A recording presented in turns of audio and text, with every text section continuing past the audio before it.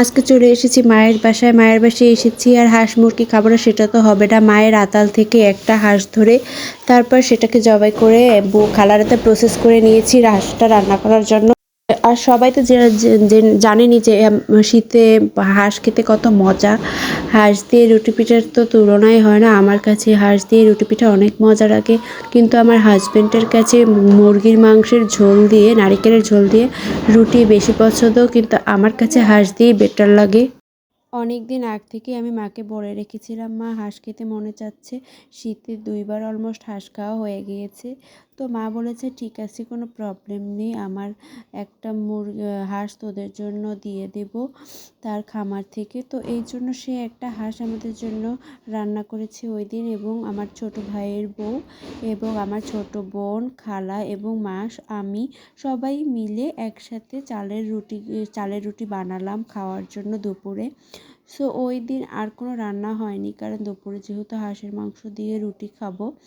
এদিকে মা চুলাতে রান্না বসিয়ে দিয়েছিল, আর চুলোর রান্না কিন্তু অনেক মজা হয় খেতে। চুলোতে খেতে আমার খুবই ভালো লাগে, যেহেতু আমি চুলায় একদমই রান্না করি না বা চুলায় রান্না করতে পারি না, আমার খুবই কষ্ট হয়। আমি আমার শ্বশুর বাড়িতে কিন্তু গ্যাসে রান্না করি, কিন্তু আমার মা কিন্তু চুলায় রান্না করে। তো সে তার একতলা বিল্ডিংয়ের উপরে চুলা বসিয়ে নিয়েছে, বাইরে একটা, ঘরে একটা, পাখির ঘরের ভিতরে একটা এবং বাইরে একটা। মা অনেক চুলায় রান্না করতে পছন্দ করে, কিন্তু আমি কেন জানি না পারি না। আর হাঁসের মাংস কিন্তু ঝাল না হলে মজা লাগে না। এখানে মা বেশি করে মরিচ দিয়ে ওই দিন হাঁসের মাংসটা রান্না করেছে, খেতে কিন্তু খুবই মজা হয়েছে।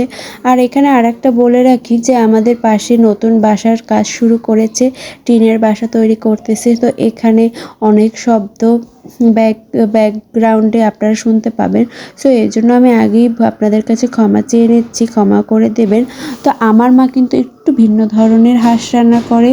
তো আর এই যে দেখতে পাচ্ছেন মোবাইল দিয়ে আমার ছোটো বোন ভিডিও করতেছিল। আমার ছোটো বোনই এই পুরো ভিডিওটা করেছে যেহেতু আমার জন্য, কারণ আমি তখন রুটি বানাতেছিলাম, চালের রুটিগুলো। তো ও খুব কষ্ট করে ভিডিওগুলো মেক করেছে আমার জন্য, আমাকে ও অনেক সাহায্য করে ভিডিও করার ক্ষেত্রে। আর আমাদের রুটি বানানো এবং হাঁসের মাংস কিন্তু অলমোস্ট বানাতে বানাতে 4টা বেজে গিয়েছিল। আমরা কিন্তু 5টা এবং 6টার দিকে খেয়েছি। আর ওই দিন আমার বাবার রোজা ছিল, এই জন্য আমরা একটু লেট করেই গিয়েছি পাকের ঘরে রান্নার জন্য, যাতে বাবা গরম গরম খেতে পারে। তাই আমাদের রান্নাবান্নায়ও অনেক লেট হয়ে গেছে। তো ভিডিওটি ভালো লেগে থাকলে আমার চ্যানেলটি সাবস্ক্রাইব করবেন, কমেন্ট করে শেয়ার করে জানাবেন। সবাই ভালো থাকবেন, সুস্থ থাকবেন। আল্লাহ হাফেজ। ভিডিওটি এখানেই শেষ করছি।